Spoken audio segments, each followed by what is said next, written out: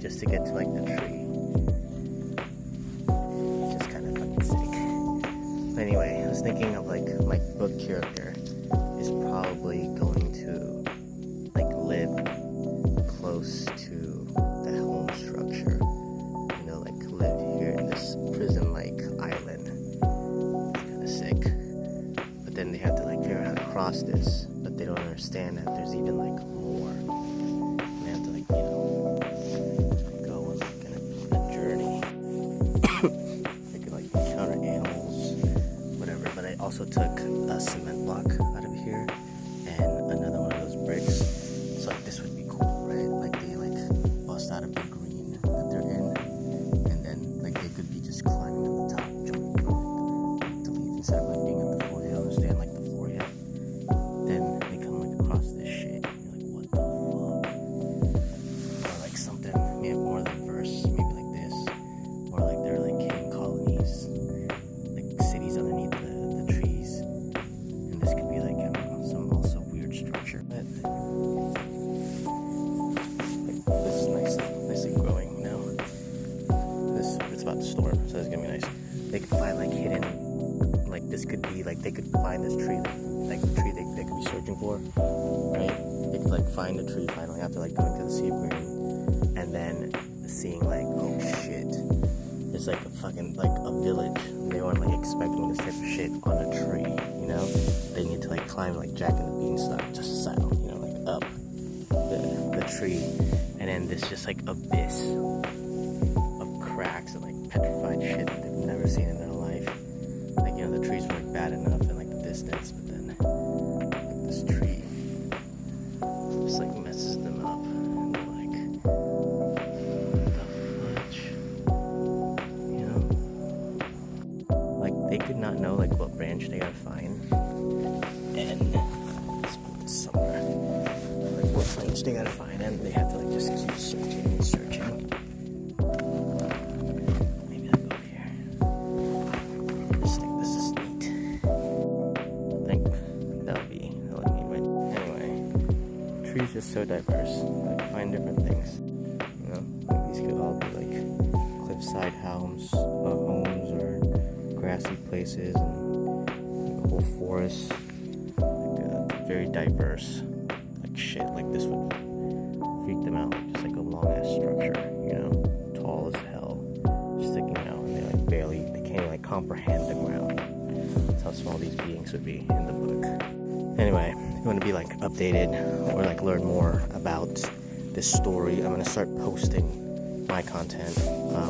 Like I'm gonna be posting it multiple ways, and I'm gonna be changing it throughout the years. But I'm gonna be writing this book, this kind of epic journey of this family, this generational family. It's just going through and like what this individual family and their ancestors and their, you know, their predecessors, and those who like precede them. Couldn't think of the word. Those who like who precede them and their journey. But it's gonna be based on I just thought this tree was. I already had the story in my head, but I didn't know like what shape the story is like going to take. It had so many different angles and so many different characters that I could like pursue, and I really wanted to like shrink it down and figure out like who am I writing about and what story.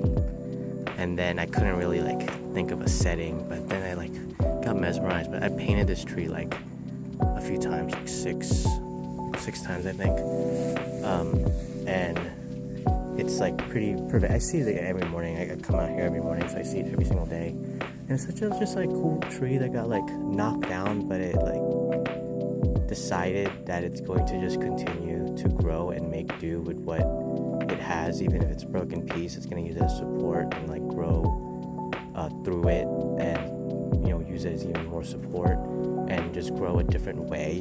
Like it's such a shocking looking tree. Like look at this thing. It's like beautiful. But it took me a while to figure out like what kind of setting am I gonna like put this guy in, or this family in, and like where are they gonna be. There's like I knew there was one that's gonna be like in the earth, that's gonna be like the past setting. So they're like in main earth, right, like where we live, and then there's another the present who is gonna go on like a fighting journey, more like shonen style. It's all gonna be like different styles, or at least I'm gonna attempt to.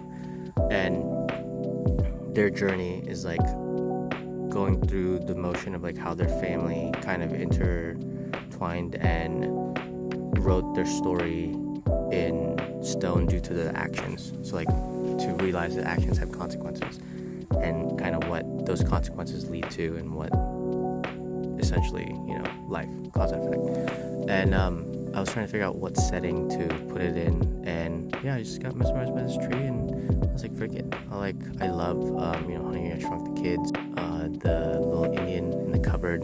There's like Ant-Man, you know, like anime, like Ariety.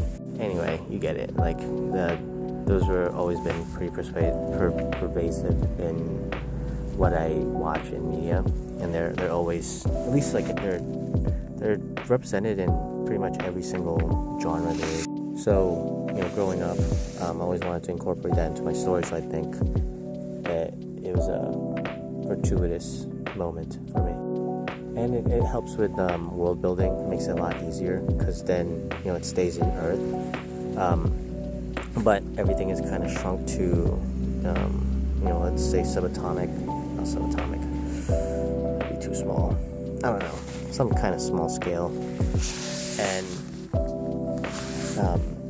really think about how their journey is impacted, especially like a giant human walking around. And it helps me like kind of look through my garden, the front yard, backyard more often, and see like the animals, and make sure that, you know, I'm kind of learning, because I think it's like important to like go outside as much as you can, and just kind of learn about what's in your environment. Even if you're like in an apartment or somewhere else, there's always something to kind of see. There's always some kind of nature to watch and attain some kind of knowledge out of, that you can kind of use either in your daily life or in your story, you know.